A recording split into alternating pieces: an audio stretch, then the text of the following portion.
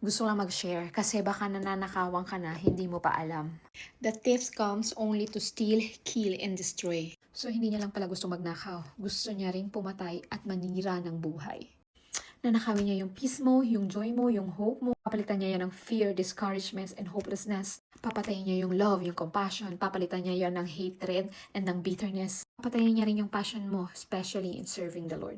Lahat ng mga magagandang plano ng Diyos para sa'yo, gustong nakawin ni Satan yun.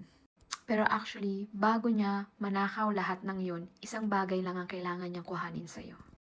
Alam mo kung ano yun? Yung Word of God. Mga promises ni Lord sa'yo.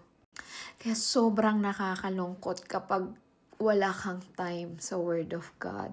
Kasi nandito lahat ng mga promises niya. Nandito lahat kung paano mo mapagtatagumpayan ang buhay na to. Kung paano mo mapagtatagumpayan ang gawa ng kaaway ni Satan sa buhay mo. Lahat ng kailangan mo nasa Bible at nasa salita niya. Lahat ng tanong mo nasa kanya. Yung sabi ko kanina that the thief comes only to steal, kill, and destroy. Si Jesus yung nagsabi nun. At kung itutuloy ko pa, sabi dito, the thief comes only to steal and kill and destroy. I have come that they may have life and I have it to the full.